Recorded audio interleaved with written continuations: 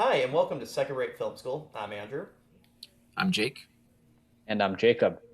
Yes, after a reasonably long hiatus, we are back, the three of us. No more interviews, no more McDonald'sing, just the three of us back for 2021. So, to ease back in, we're going to be doing a discussion, not an actual commentary this time, and we're going to be discussing the best theatrical, released in theaters, Batman movie. We'll quickly just go over all the Batman movies there have been theatrically, and then give our opinions on those, and then really delve into what is the best one. All right, starting off with Batman 66, the one that, I mean, technically there was the 40 serials, but we'll, I don't know, have any of us ever seen those ones? I haven't. Wait, we're doing Batman? I thought we were doing the Green Hornet. I'm sorry, I accidentally watched the wrong films in preparation. But Batman 1966, great, super funny. Um, that show, that show is very popular, but I feel at the same time it doesn't get its due for just how funny it actually was. Yeah, that it was. I think that movie, because I watched the movie more than the show, but yeah, I really enjoyed it, and I think it works on multiple levels. As a kid, you get the bright, colorful fights and all that. As an adult, you're getting a lot of the jokes that like I can't believe they were able to slip by, like the 1960s censors and all that. So it's a lot of great fun watching it. Yeah, it's not just a romp. The humor is actually very well written, and like Jacob said, the jokes land so well. But it's just a great representation of Silver Age Batman, I should say. Um, yeah, it's it's the best of what it needs to be, and it's a great extension of the television show, which was so enjoyable too. Also, Adam West is great as Batman. Oh There's yeah, like a quote from him where he's like, "You can never wink at the audience. This is a man who dresses up as a bat and like fights crimes. You have to believe in it 100%." And that's why it's so funny. He's like, he's got the corny gray and blue costume on with the eyebrows, and he's like got the not totally in shape figure, and it's perfect. He's really funny because he takes everything completely seriously. Um, exactly. it's borderline condescending, and it's really funny. Well, yeah, he's not mugging to the camera. I think that's how all great comedy works. You have to play it completely straight and believe it within the moment, and he totally does. He gets it. So he is the show. That's why it works so well. I think because of what Jacob was referring to. It's excellent comic timing. He's very straight laced. Hello, citizen. Like I love in the movie, he's when they're him and Catwoman are out for dinner. He's got a brandy sniffer, but it's got fucking milk in it. Like he's just so straight laced. He's not even drinking, even though like Adam West was like what 40 when they made that show. The movie and the show both had a really funny sense to making fun of Batman, but also just kind of having gags that were funny unto its own outside of the context. So Exactly. Yeah, the it movie was is a great extension of that. well it became a pop culture phenomenon for a reason. I think it really not only I mean it pulled from like the Silver Age of the comics there, but it really kind of did do something on its own terms, and it did it very well, and that's why it hit the zeitgeist like that. That's why it's still considered such an iconic part of the lore in and of itself. You don't have to Exactly. exactly attach it to the source material, but that's what great adaptations do in the first place. They can stand on their own.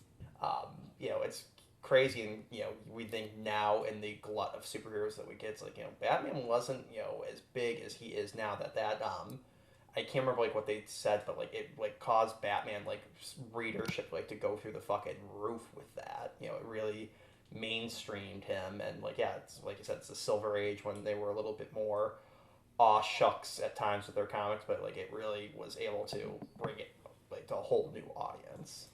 And I don't know if we would have the rest of these necessarily without potentially Adam West's Batman. No, and you still remember the theme song. That's even if you haven't watched the show, you know the theme. In fact, Yeah, when you might think of Batman in the music, you might actually refer to the Adam West theme. I refer to Prince personally. That's actually a solid segue into the next movie. Yes. So on to Batman '89. So we had a few decades in between, the longest gap we will see in between Batman movies. But yeah, Tim Burton's Batman. To me, this has always just been a great Batman because it starts off, he's been Batman for a little bit. He's going around, and I like how it just shows, like, this is Batman. He takes the Batmobile out. He's going to go beat the shit out of just random muggers. Like, it's not always just supervillains, and I think that's where a lot of these movies, and it's not just Batman, it's superhero movies in general, don't show the, hey, I'm going around just stopping random crime. I'm here helping the average citizen on an average night. And that's what, to me, Batman was, hey, this city is corrupt. There's a lot of crime. I'm going out here. And then it just so happens, oh shit, a mega villain comes in that I'm also well suited to fight. I myself love the Tim Burton Batman film. I think that's what got me into the character, that and the animated series. So it's the closest to my heart. I mean, I love everything about it, but I do have some problems with it. I don't think it's a perfect movie. And I think if it wasn't for Tim Burton's direction, the movie would not have been as successful, because the story, the script, it's not quite there. That's pretty much how I feel. I mean, I love the movie deeply. I know that movie by heart. I can quote every single Joker line. But it's a great B+ movie. That's how I look at it. It's an imperfect gem, but a gem nonetheless. Yeah, I tend to agree with Jake on this. I think that it's more groundbreaking than it is a great movie, but I think it's a very good movie for what it is. I think just the story isn't totally developed, but it's very close. And I think it's more admirable. I don't like saying in the context of its time, because it's still very watchable now. But at the time, to take what was considered a very campy character like Batman and not just make it dark, but have this very distinct vision for what that would look like, the Tim Burton vision. That was truly some innovative stuff, and I give it a lot of credit. And I think it's dovetailing between the Adam West movie and this one. I think it's just a testament to that Adam West film, of just the shadow it had to come out from under, because people, with Batman, the Adam West show is pretty synonymous with Batman at the time within the zeitgeist. So it's kind of ironic that the return to the roots of like a darker character that they had to return to in a way, but they still did it successfully, and that's what kind of catapulted Batman to what we know today in a way. Yeah, well, that's exactly. I mean, like you said, people obviously knew Batman, they read Batman, but the Adam West series was the defining Batman for the modern or typical audience. I mean, with Spider-Man, it would be the equivalent of the only thing the typical American audience knew of Spider-Man was the '60s show before Sam Raimi, and it shows how difficult job Burton had with that, and I think did pretty admirable with it. So I think we could then kind of dovetail now into continuing with Burton with Batman Returns. Yeah, I really like Batman Returns. It's probably my favorite of the four, actually. The four, first four live action Batman movies from the late 80s, early 90s through mid 90s, I guess. I think it's a fantastic Tim Burton movie. It hits all of those interesting little auteur elements that you find in all of his films and some of the biggest and most distinct ways out of his filmography. There's a good debate to be made over how true it is to the source material, both in terms of just pure accuracy, but also thematic accuracy. And I can understand that, but looking at the film objectively for what it is, it's just like a great monster movie. It's about three very damaged individuals and the tragedy that is their lives. I largely agree with that pretty much. I think it's certainly the best of those original four.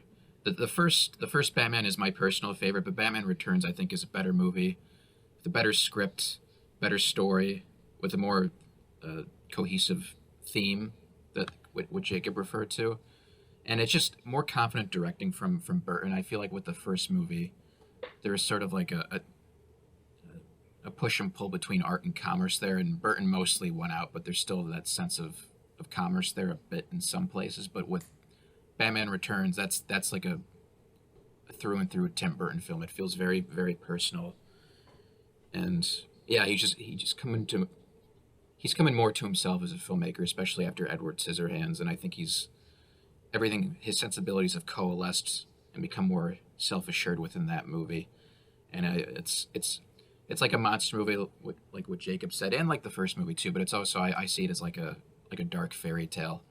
It's a great film. Dark fairy tale is a good way of putting it.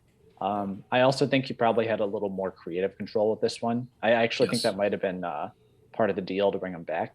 It is a lot darker. Like, compared it to the '89 one, I thought like, oh, there's no way it could be much darker. It's like, yeah, he definitely got away with a little bit more on that one, and as we'll get into the Schumacher ones, I think that scared the shit out of Warner Brothers from a consumerist standpoint.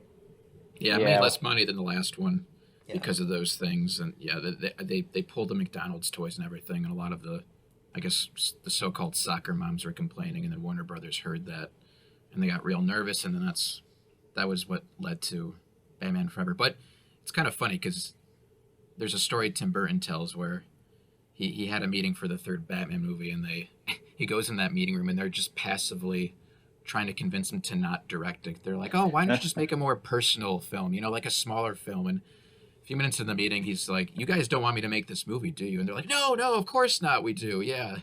So It's like, yeah, because you look at it's not just like it's like dark isn't violent. Like there's a lot of like weird mature elements and like weird sexual stuff in Batman Returns. I'll always remember one of my favorite. Well, one of the lines I remember the most in that is when the Penguin's explaining his evil plan, and he goes like, "The sexes will finally all be equal when their erogenous zones are all blown sky high." It's just like what this was like marketed to kids. Yeah, yeah, it's funny because like there's definitely clashes. Like, you have lines like that and biting a man's nose off and threatening to kill all the children. Like that's like, even though like Joker was gonna gas everyone in the city essentially. I somehow feel being like, I'm gonna kill all the babies is a little bit of a darker plot. Like, I know it's smaller scale, but yeah, I mean it's a fantastic movie. Powerhouse performances between all of the leads in it. Really great. It's a swan song, I think, for Michael Keaton's Batman. Actually, that's a good transition. okay. So the next is Batman Forever, which is the third Batman movie, and I have to say, I love this movie. I love it so much. Not only is it's just a blast to watch, it's just a very fun popcorn action Batman movie.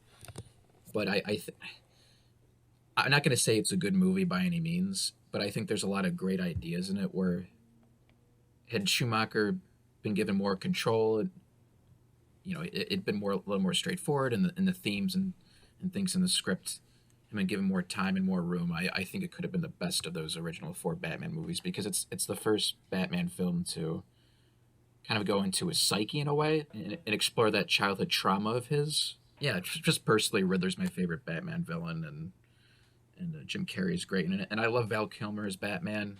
I think he gives a very solid performance. He knows what he's doing in it. He's playing it straight and everything. But I think he's a very good Bruce Wayne in Batman. He's a lot of fun. I love Robin. I think Chris O'Donnell's a fantastic Robin. I noticed you conspicuously left one cast member out there. Oh, Would you yeah, like to well, explain? yes. Well, Tommy Lee Jones's Two-Face, I will say, is the only irredeemably bad thing about the movie. Yeah. It's one of the worst comic book performances I've ever seen in my life. It's just there's nothing good about it. He plays it so not just over the top, but it's almost like Joker 2.0, where Yeah, and he's that's playing sort like of and that Cesar Romero Joker essentially. well and yeah, but Actually, yeah, seriously. it's just the wrong attitude too because with that movie, the directing with Schumacher was like, remember, it's a comic book, and it's like, well, not quite like that. Comic books aren't quite like that. Two-Face plays it a little more straight in the comics. The most you get out of the duality element of his character is just a literal, like the literal gimmick of he wears suits that are half normal and half crazy, or he has like henchmen that wear the masks that are like 50, two different 50, colors. In terms of the character's psychology, other than like a couple lines and the gimmick of flipping the coin, he's just a crazy person the whole time. And Tommy Lee Jones was great casting as Two-Face. He could have really played that role very well.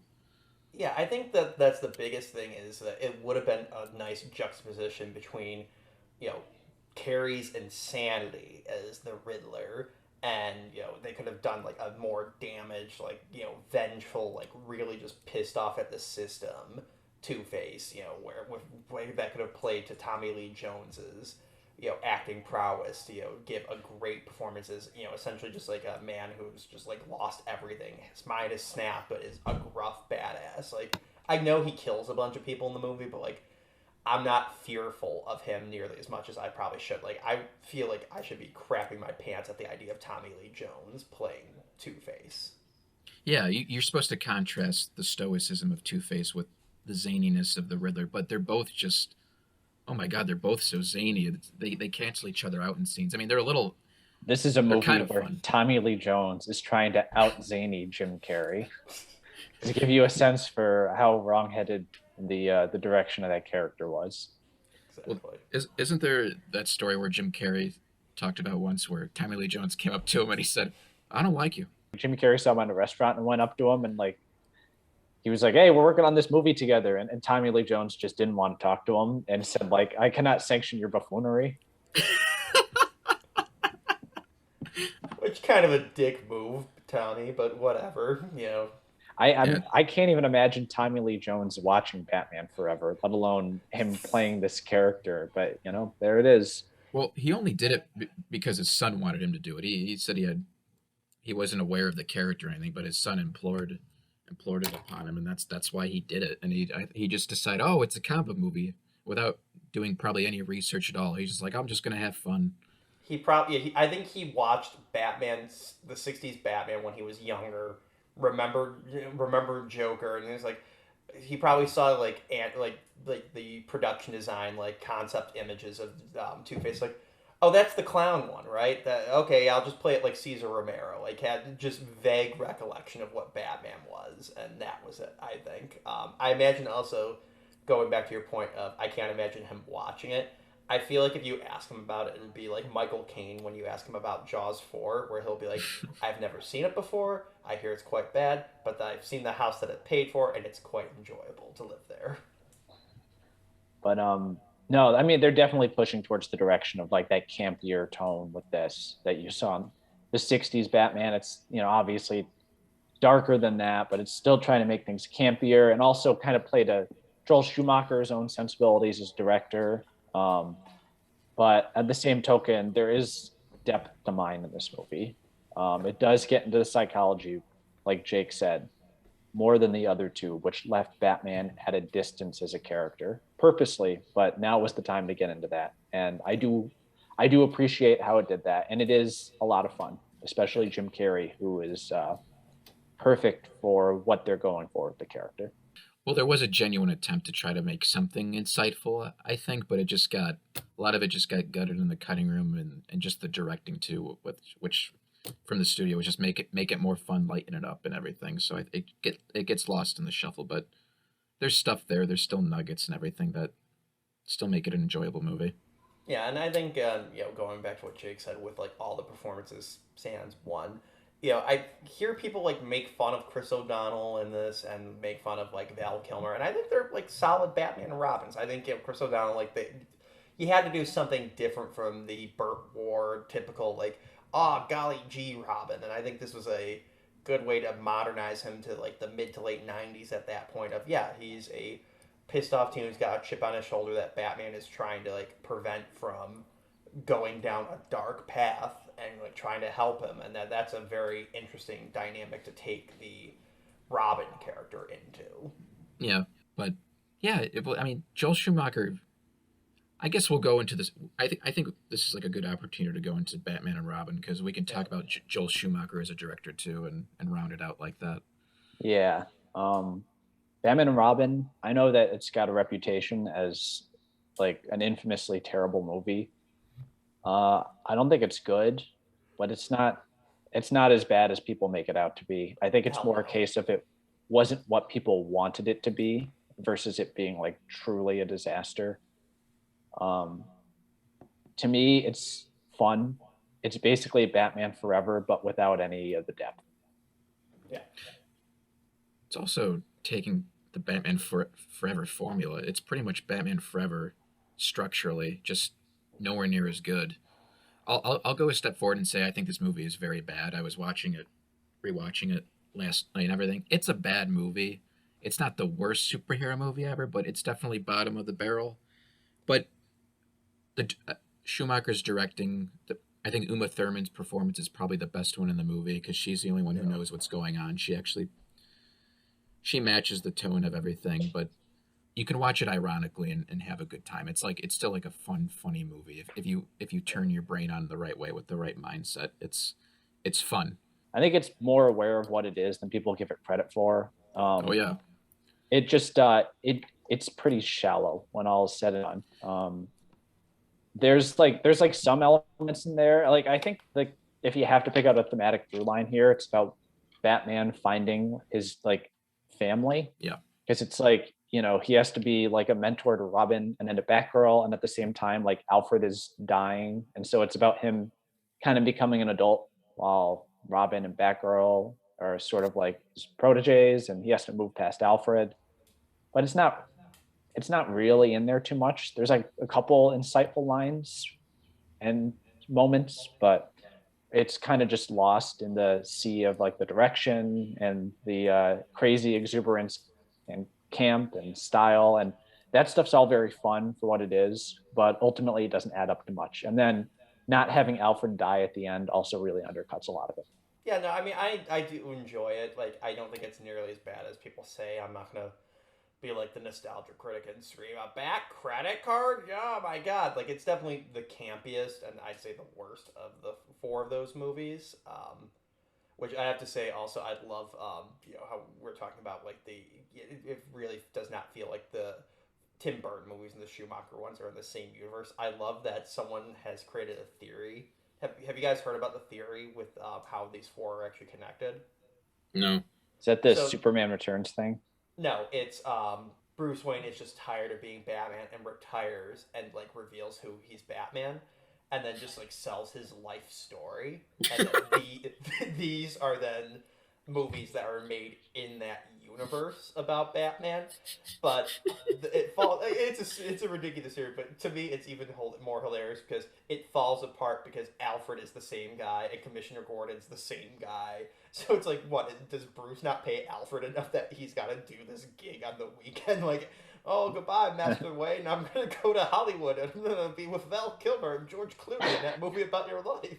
Well, no, Alfred was a failed actor, and that's why he became a butler. That was like his side gig. And then when the life story blew up, they thought it'd be a fun gimmick to actually have him play the character.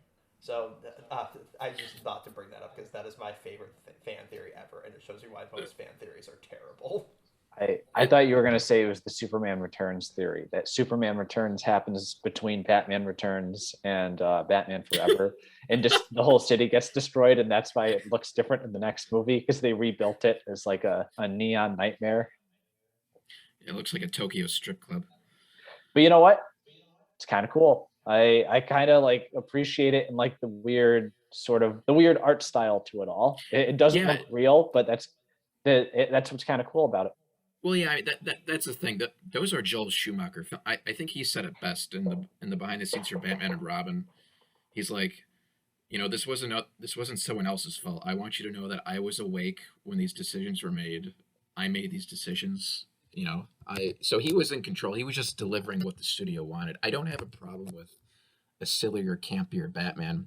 My problem with this movie is that it was made for kind of cynical reasons to be more toyetic and uh, more appeal more to that toy market and appeal more to kids in a more superficial way, in a more commercial way.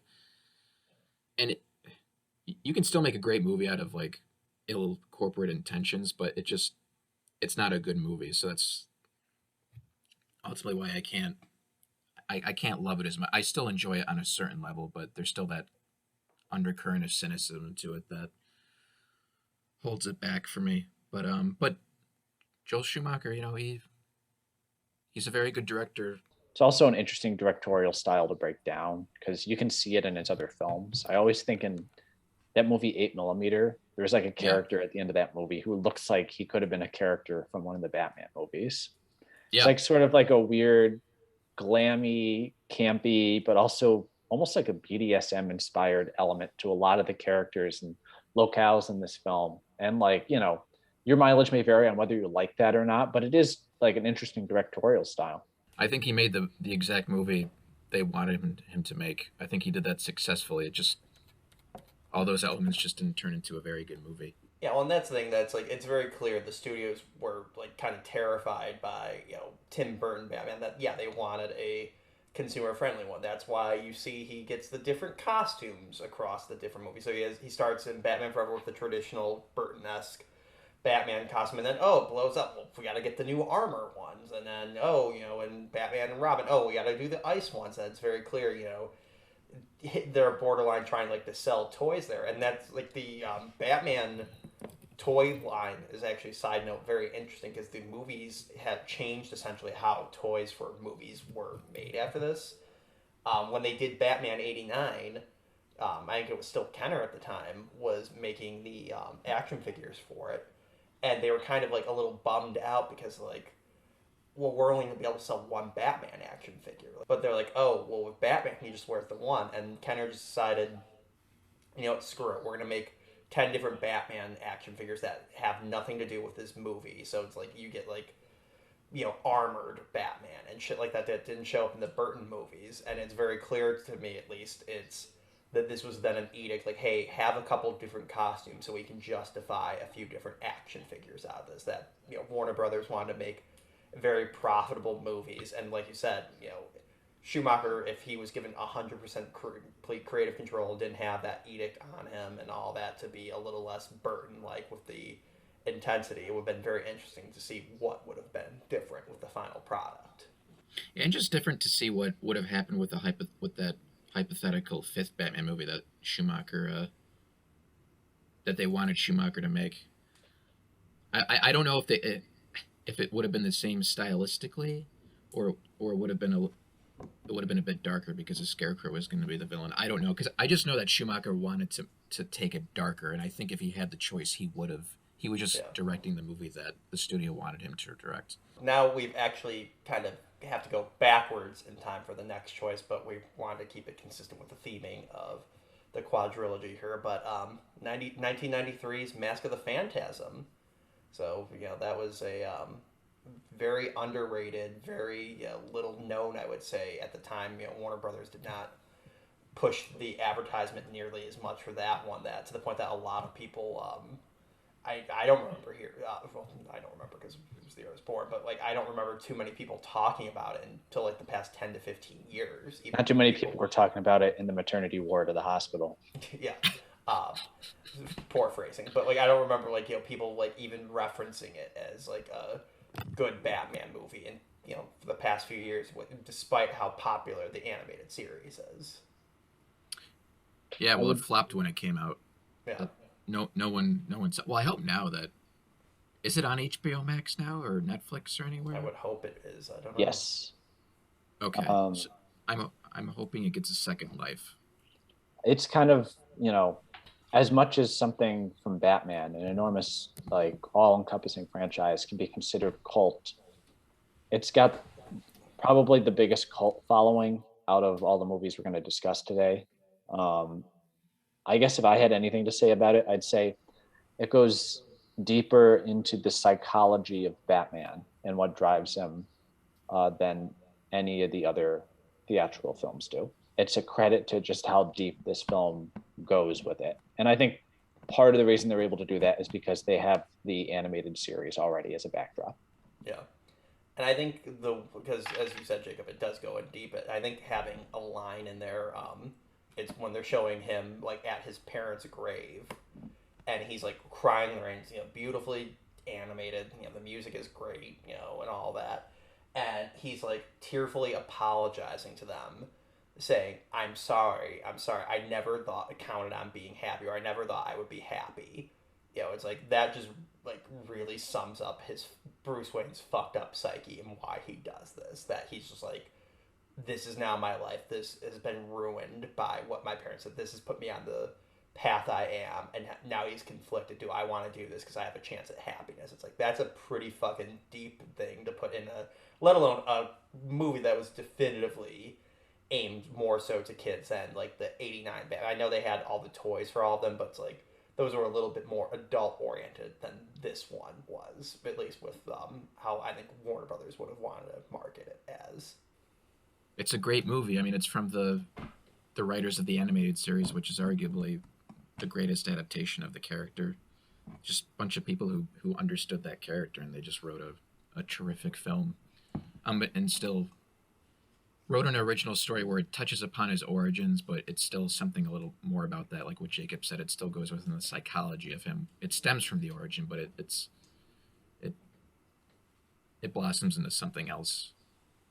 Well, and it's something we don't really get to see too often because, yeah, we always get the origin of the dark alleyway, leaving the movie theater, the fucking pearls being strewn across the sidewalk, and all that. We don't usually get, we'll get into it with Batman Begins, does it a little bit, but we don't get the middle years, like in between 8-year-old, however old year old Batman, Bruce Wayne is supposed to be, and then him being Batman. That it's very interesting to see the transition between those two.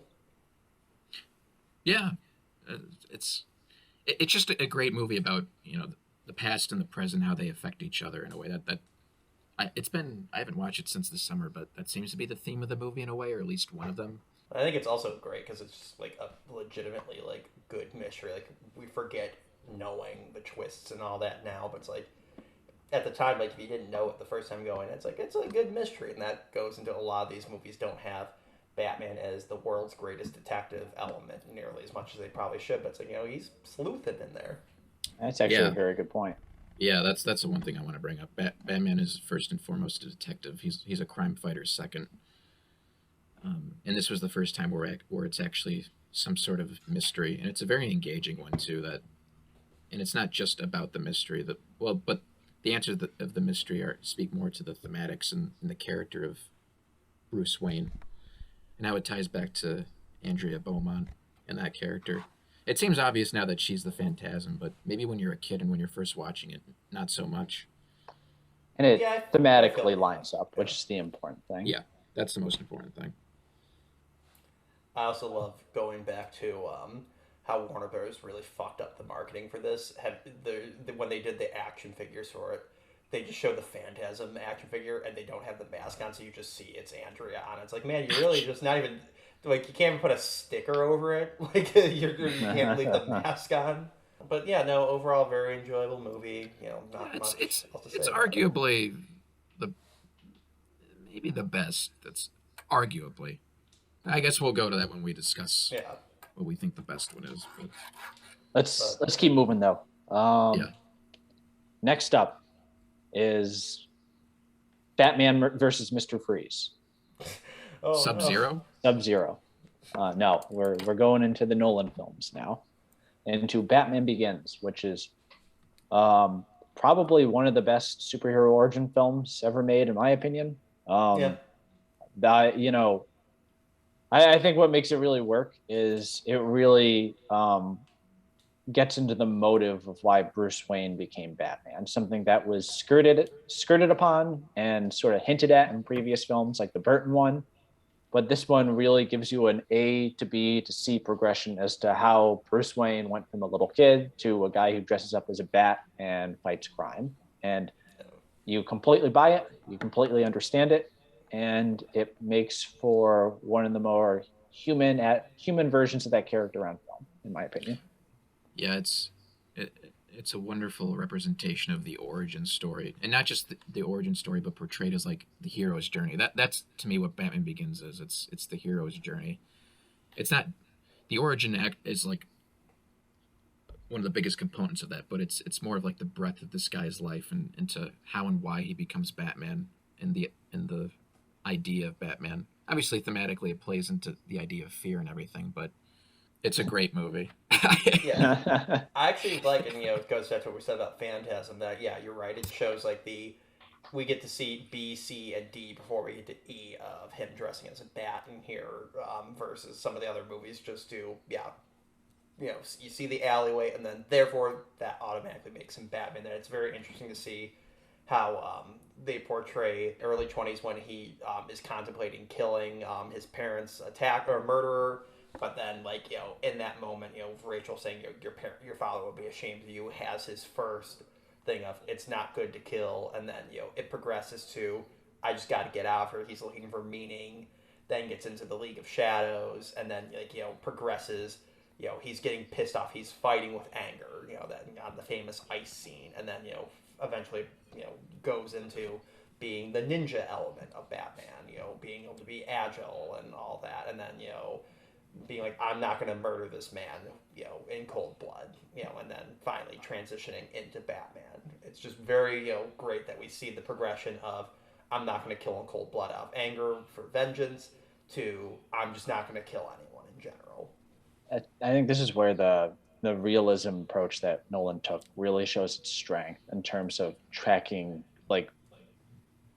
motivation and tracking the psychology of the character, because you really understand how he gets from point A to point B to point C in his life. And you can, by the time he puts that costume on, it seems like the obvious choice, not the fantastical one. I mean, it's hard because these movies have been talked about to death. But yeah, I'm not looking forward, even though I'm not looking forward to the Dark Knight part of this conversation, because I don't even know what else to add. Yeah, that's a thing. But Batman Begins, I will say, is kind of, since the Dark Knight, I don't want to say people have forgotten about it, but people tend to, for good reason, focus on the Dark Knight. But Batman Begins kind of gets the short end of the stick sometimes, where, and I think it's better than the Dark Knight Rises. But it's a wonderful film that at the time was like the best Batman movie that really goes into the psychology of Bruce Wayne. Is a very character focused movie about him, and it's just a great example of the hero's journey. Yeah, I mean, I still get chills like watching it, and like when he's on the train at the end, and like him be like, I'm not going to kill you, but I don't have to save you. Like it just sums up like what he has learned, and I think it's a great Batman line in there. Yeah, I love it. I also love the ending with the Joker card. Like I think that is the perfect sequel tease of all time. Like if they had never made another, if Christopher Nolan never got to make another Batman movie, I would have been contented with that just being the tease of the Joker and him just being, I'll look into it. I think it's a great line. It's not like sequel bait. It's just that was the natural universe extension. Is still open. Like yeah. But it's more about this partnership between these two men coalescing at the very end there, where they trust each other, and he's trusting this vigilante to look into this criminal. You don't even have to know who the fuck the Joker is. It's more about that relationship, and that's just like the frosting. So all right, well now I guess moving into the Dark Knight. I'm sure no one's heard of this. Is probably the most obscure of the Batman movies, I'd say. Not many people watch it. Yeah, I really, it's one of those things where it's been dissected to death, but for good reason. It really is that good. It's just a great movie. Both an excellent breakdown of Batman as a character, but also just a great Batman story, and a wonderful movie about order versus chaos and the precipitous balance between the two. All right, so The Dark Knight Rises. I mean, I like, it's just like, what else do you add to the conversation? I don't know. What do you guys think? Look, it's the best Batman movie. It's adding to what you said, Jacob. It's a great crime story. The interesting thing that Nolan likes to do with each of the three movies is that each of them are its own movie in its own genre. The first one is like the hero's journey. The second one is like a crime movie, very inspired by Michael Mann's Heat. And that's an interesting about it too, and it speaks to just the multiple genres that Batman can inhabit. He doesn't have to be. It doesn't have to be a detective movie, right? Or he doesn't have to be a detective, but he can really fit into any of these things and just tell a great Batman story. And this is one of them. It's Heat's. Heat. There's like the obvious reference to Heat at the beginning, but like it's a good point of comparison because it is like such a great cat and mouse chase, that whole movie between Batman and the Joker. Them constantly one-upping each other, and the level and the stakes to which it goes to. Very reminiscent of De Niro and Pacino in Heat. Yeah. It's like that similar spine. And well, I will, speaking of spine, I do think, using Nolan's words, like the backbone of that movie is like Harvey Dent. I will say, I know Heath Ledger's given all the acclaim, rightfully so, but Aaron Eckhart's performance as Harvey Dent does not get enough credit. You take that character out of that movie, that the movie is not as good. Like he's like the balance point. Yeah. Yep. He's the thing that's in between them, and ultimately It's the fight between light and dark, and he loses in the end. It's like the fight for his soul, basically, Yeah. is what the whole movie is about. Yeah. And It's the fight for Gotham's soul too. yeah, it's symbolized by him. Even though I am picking a different one from this one to argue for, I will still say this is probably the best movie of all of them. I think this is the best made one. You know, I think this is when Christopher Nolan like really hit it on all cylinders. As much as I love Batman Begins, don't dislike Batman or don't dislike Dark Knight Rises as much as a lot of people do. It's just yeah, this is clearly the best one he's done. You know, it was the best. All the performances are great in them. I mean, like you said, you know, Aaron Eckhart doesn't get nearly enough credit in it. You know, when we see where we've gone from in like what 1996 with Tommy Lee Jones to like a little over 10 years later with this, you know, it really shows the no pun intended the duality of Two-Face and what you can do with it. I think it's just a very well done character for this movie to have. Like this is going to be the definitive version of both Joker and Two-Face for a very long time. This is who any future versions will have to compare to for a long time to come. Spoilers, I don't think Jared Leto is good as Heath Ledger. Well, let's just, I guess, close it out and say that this is just, it's not just a great Batman movie, it's a great Christopher Nolan movie. This is one of his best movies. It is a classic. And that, to me, that's what makes a comic book movie great. In my opinion, I think it's the perfect balance between something that's very filmmaker driven, that they get to make in a personal way, but still balanced with an understanding of the source material. That's what I think anyway. I think the best comic book movies have done that. He made a crime movie. Chris Nolan was able to make a very personal crime movie, but use the Batman characters as a means to tell that story. Yeah. And it's a testament to him as a filmmaker and a testament to the malleability of the Batman characters. You stole the word right out of my mouth. Malleability. I wish I could pronounce that word, and I would agree. Well, it's not malleable. Some of the structure to Dark Knight Rises. Tell that to the writers. Snap. Yeah, okay, so Dark Knight Rises, it's the black sheep of the trilogy. I don't dislike it as much as many people do. I will say again, no pun intended, right off the bat, my biggest problem with it is how many years pass between Dark Knight and then that Batman's like retired, because I never have liked the idea of Batman retiring, and like when we get into our arguments of our favorite movie, that'll play a big part into it. I don't like the idea. The only way I think Bruce Wayne retires is if he's no longer physically able to. Like if it's like Batman Beyond's where he's like now an elderly man, like, and can physically not do it anymore. So I didn't like the idea that he retired. I get the whole thing that the Dent bill pretty much got rid of all major crime. There's been no Jokers or Scarecrows since then. But to me, the idea that he's just like, no, my girlfriend or pseudo girlfriend died, I'm completely done with this, was my biggest flaw with it. And I don't think he really needed to retire. I don't see the purpose really structurally for his retirement. I think it would have worked better if he was getting to the point where he's like, I don't know if I can do this anymore. I want to stop, but I, at the same time, know I shouldn't. And then that's the whole point of the police force at the end. He knows they can take care of themselves. I think that would have been thematically stronger than what we got. I was fine with all that, actually. Yeah, I actually kind of I like this movie quite a bit. I love it. The thing is, it's like Return of the Jedi for me, where the previous two movies are more superior, but I still love this movie, and I think it's still great, even though it's imperfect and it's flawed, and it is better than Return of the Jedi. But there's no Ewoks in this. But I just love the story, and I think it might be my favorite Bruce Wayne story out of all the Batman movies. I just love how it's so focused on him this time, and I love the idea of a retired Bruce Wayne coming to terms with everything and coming back to be Batman. That's an interesting story that you can't really get in comics.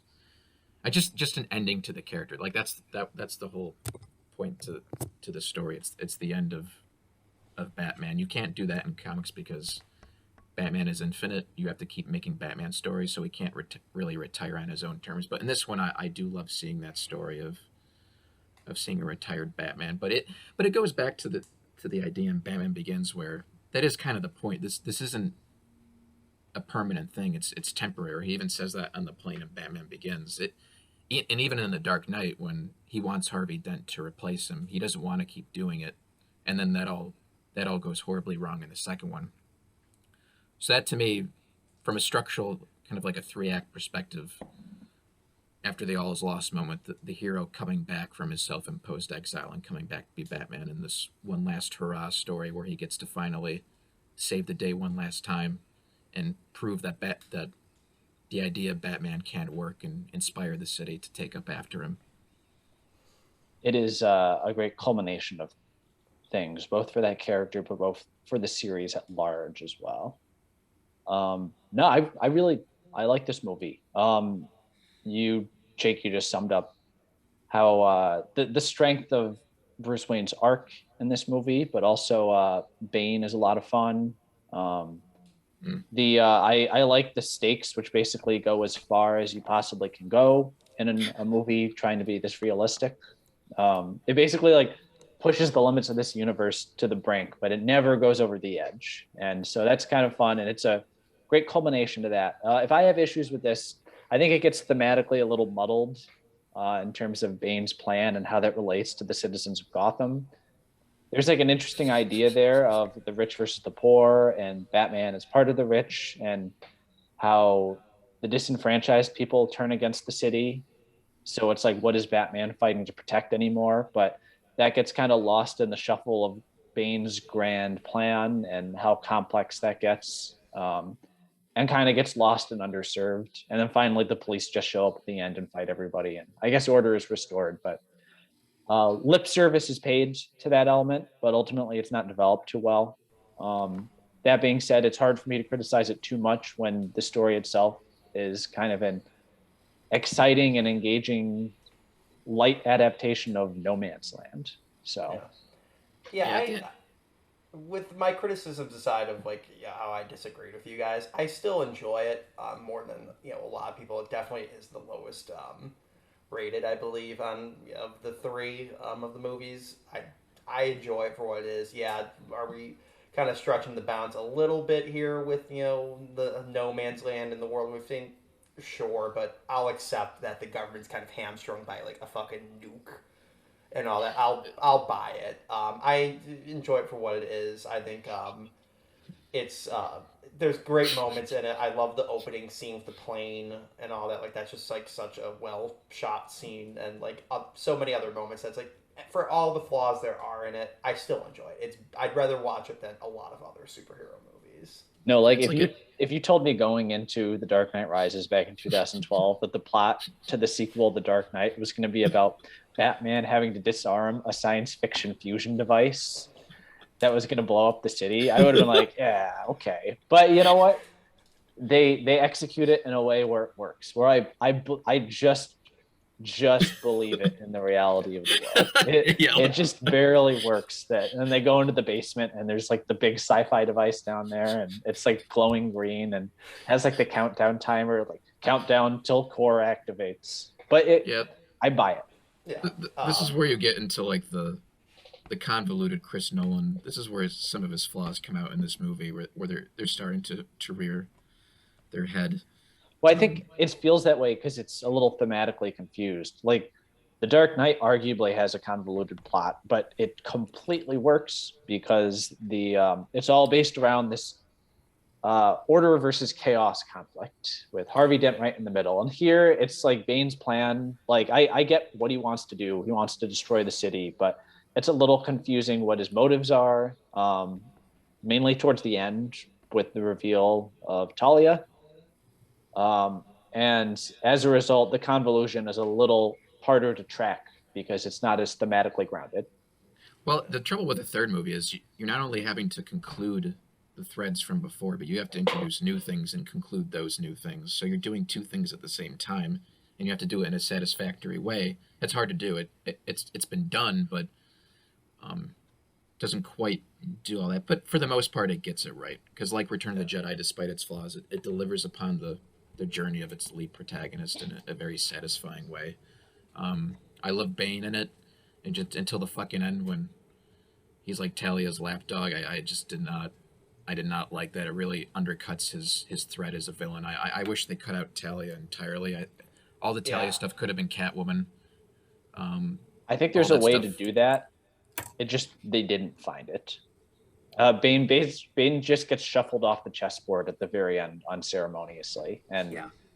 if you're gonna do that, there has to be like a real purpose behind it. Unless the whole point of the movie was that Bane was nothing, that he was just like a lapdog, like Yeah. you said, Jake. But that's not clear, and that's Yeah. not textually there in the movie, so it just kind of comes across as underserving. I will say just to cap with that, I do love how it ends with Bruce Wayne being happy. That's Yeah. something that we will probably I never like see that. in the comics, in the current ongoing comics. But I like seeing that he gets a life and he gets to go off with Selena Kyle, which something that she always wants in the comics, but never happens. But it's just nice to see Bruce Wayne happy. Yeah. I really like that movie. Criticisms and flaws aside. Yeah. Yeah. All right, so we're done, right? There were no more Batman movies. No, there's not. So moving on to Batman v Superman. So here's the thing. When we talk about like, which ones you like, which ones you don't like, I pretty much like all of them. If there was one that I didn't like, I guess it would probably, if there was one that I like really hated, I guess this would come the closest. But even now, like, with this one, I think it's really bad. But there's at least like an interesting artistic vision to dissect. And that's more than I can say for like Justice League. But no, make no mistake, it's a little bit like sitting through a funeral, this movie. Yeah. I will say, full disclosure, I have not seen this one all the way through. The closest I came was one night I went over to the Jakes to visit, and they were just showing me random clips. Like, Jacob was fast forwarding through, like, fast forwarding, and so he's like, "Here, watch it." He shows me like the fucking fight scene in like the warehouse or whatever. Then like showing me like the fight with Superman. Do you bleed? And then that's all I saw. And they're like, "Do you want to watch this?" And I said, "I'm fine." My thoughts about this movie pretty much summed up by Sergio Leone after he saw The Last Temptation of the Christ. And he looked at Willem Dafoe and he said, "That is not the face of our Lord and Savior. That is the face of a murderer." And that was pretty much me coming out of Batman versus Superman. That was not the face of Batman. That was the face of a murderer. Yeah. That is not Batman. That is a sadistic murdering criminal. Yeah, it's I dare I say, because I saw this in theaters, and I walked out and I was just like, oh my god, like I was like, I was physically uncomfortable sitting through that movie. But on the other hand, there is like an argument to be made that it's more what people don't more it's not what people wanted to see versus what it actually is. So I'm trying not to judge it because I wanted to have like a more even balanced take on these characters. But I think even for what it is, it's pretty flawed. I know there's like an extended 3-hour R-rated cut of the movie that fleshes things out a little bit more. But even then, I just think a lot of the contrast is lost when Batman and Superman are both as dark as they are in that, and really kind of makes the characters fighting each other. Kind of makes it a lot less interesting if they're both just like dark, scowly, murderers. And yeah, I guess that's one way to put it. Yeah, and I think that the whole idea of like a older Batman is interesting, but because we never got to see him in his prime and we never got to see him disenfranchised, it's based a lot in like an assumed empathy. So when you're introduced to this Batman, he's just like a straight up unlikable, kind of like an unlikable bastard. It's branding people and killing them. And so it makes it like harder to accept the redemption at the end when he has this like his change of heart after fighting Superman. And then it's made even more difficult to accept his change of heart when he just keeps murdering people again afterwards. And that's when you kind of realize, well, yes, there is an idea of like a Batman that's gone too far here, but also I think just Zack Snyder likes having heroes who just violently murder people like this. And again, I'm not judging.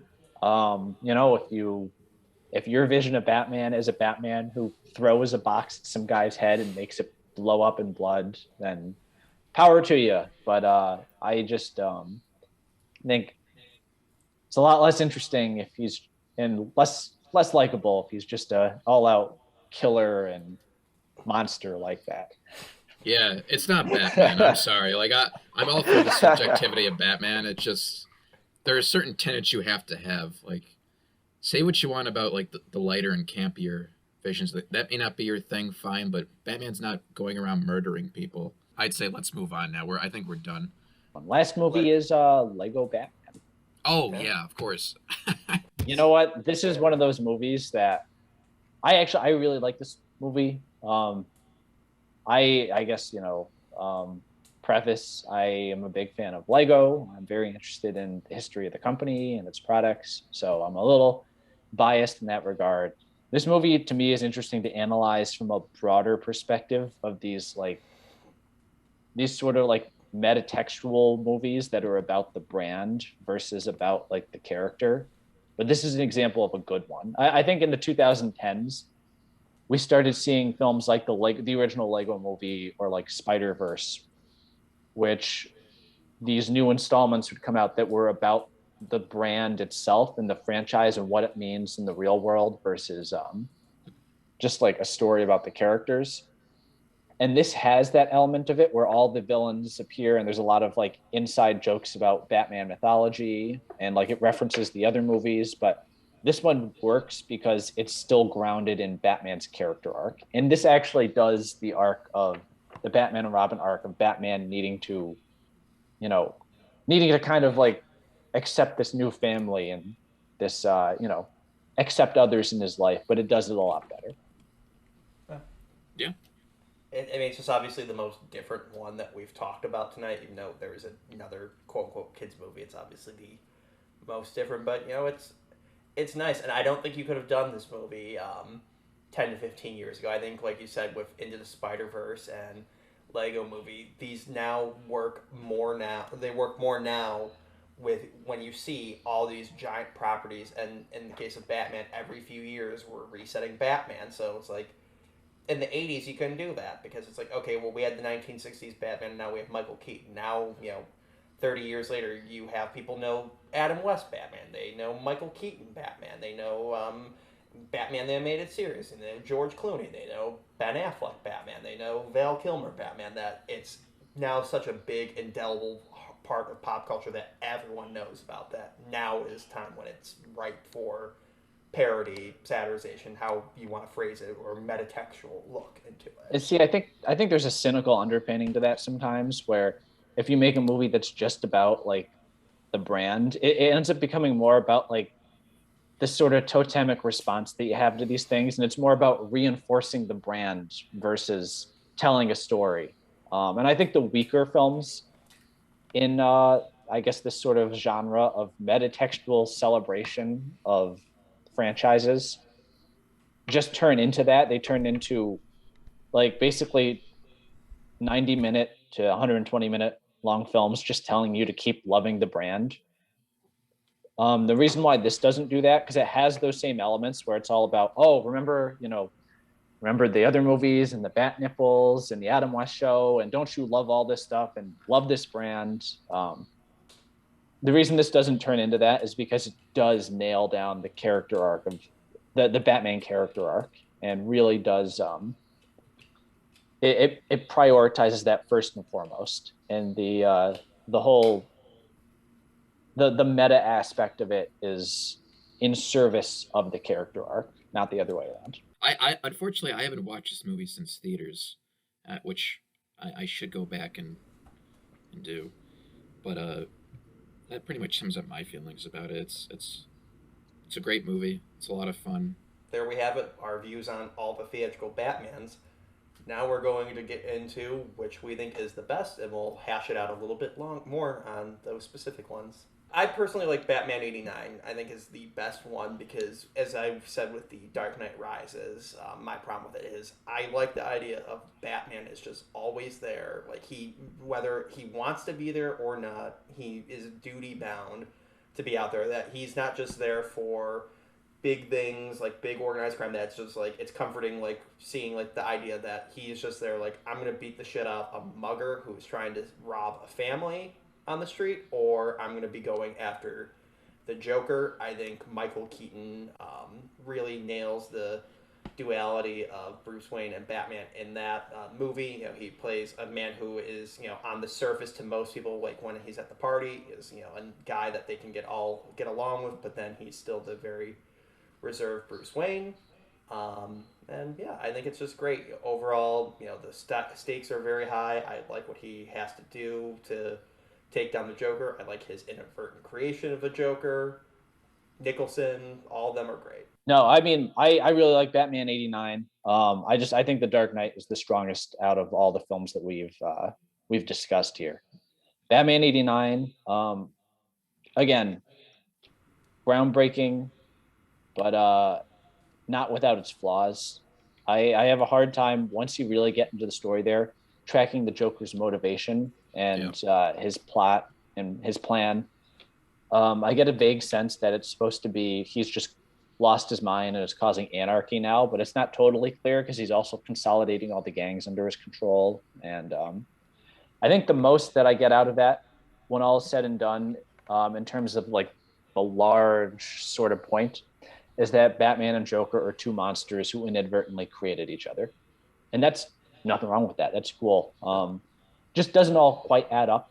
It's more like a very, very good, cool movie with a unique vision behind it. Whereas The Dark Knight, it's just like tight script, super thematically focused, super well directed, excellent performances all around, and is probably just like one of the best movies to come out of the 2000s in terms of like Hollywood films, like big Hollywood films and whatnot. Yeah, Jacob pretty much took the words out of my mouth. Yeah, The Dark Knight I consider to be the best Batman film for exactly those reasons. I won't go into it because, again, the movie's been talked to death and we already talked about it.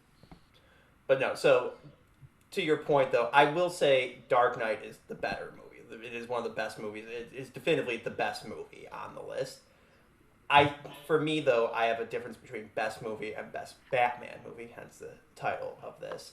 That I still think, for all of its flaws, you know, this is the movie that if I had to show someone like who is Batman, I would say it's the Michael Keaton Batman, in my opinion. I like the fighting the crime, like I said, you know, big and small, you know, that I like the idea that, yeah, no, he wasn't created, you know, going after organized crime specifically. He's just going after any crime he sees. You're jaywalking, you're a criminal. You're you know, he's going after organized and disorganized crime. Um, and I think, you know, it's just a very different portrayal that we see. And, you know, again, you know, I'm glad we see the different portrayal. I love the Nolan Batman movies, but just something to me, and maybe because it's, you know, it's the one that I saw as a little kid. It was my first Batman movie. I saw it, I think, even before the Adam West one.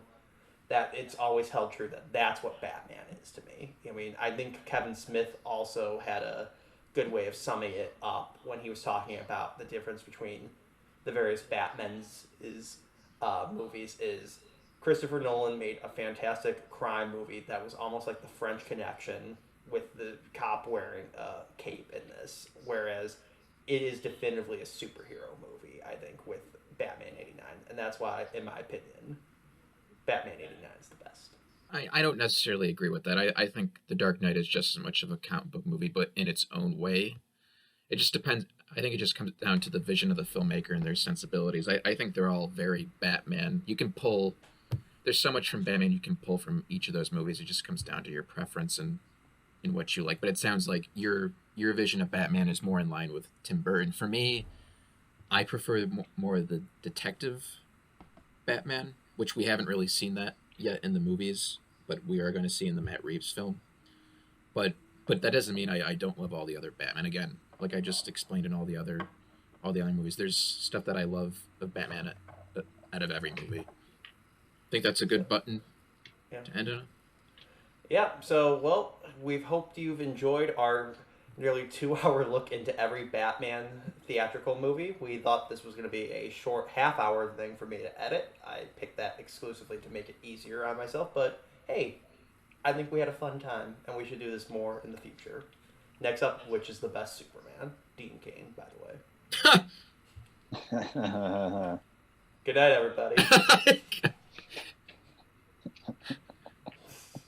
Same bat time, same bat channel. Oh, look at that. You did the thing.